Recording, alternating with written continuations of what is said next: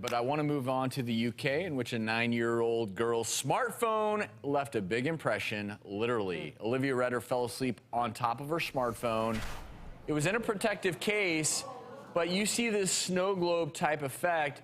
Apparently, with moving glitter and a thick, clear gel, somehow it leaked out onto her skin as she slept, and it literally burnt her leg into the shape of the case of the smartphone and smartphone itself.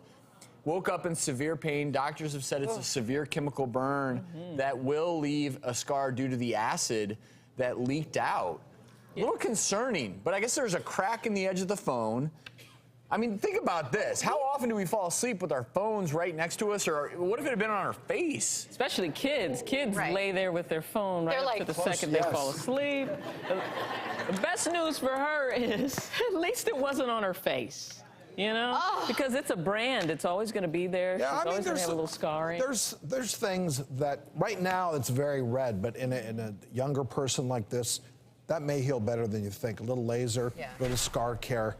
Do lasers work well on chemical burns How as well? much do lasers cost? Well, lasers, the vascular laser will work on anything that's red like that. Okay. So there's an option for her. Lasers are so expensive. We talk about lasers a lot, but to get something like that lasered off, wouldn't it be like a few $1,000s? Yes. Yeah. I mean, the technology is expensive. The machine itself is expensive. Yeah. So I just Then the sessions. I just find a lot of friends in the dermatology and plastic surgery community. I actually just, whenever they have luncheons, I just show up and befriend people. Just say laser. Laser me. Hey, I'm Travis. Nice to meet you. Oh, do you have a laser? Oh, dude. Hey, let's have lunch sometime. Hey, what do you say? I swing by the office tomorrow. I've got a few glitches on my face. I'm But yeah, sure it is you have expensive. something that can be lasered. Of course, we all. I mean, we all do. right? We all exactly. But back That's to what the I matter meant. at hand, you know, this is a very obvious injury due to a smartphone.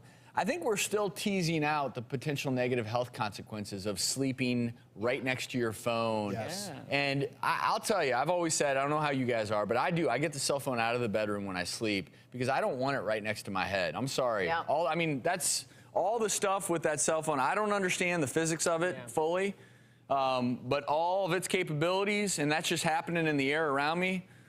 I just don't want that near my head. Right. I mean, you know, sometimes we have to have the phone because we may get a call from a patient. But days when when you're not on call, you don't have to do that. And you still, though, Drew, can have the phone. You don't have to put it right next to your head or head, so to speak, because if this type of thing can happen, and incidentally, this was obviously the company's investigating. This should not happen, the chemical leak.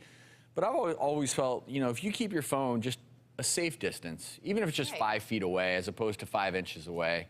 That way, if a study ever does come out and says you should never, ever, ever, ever, ever be near your phone for a prolonged period of time, at least you can say, thank goodness it was 5 feet away from me.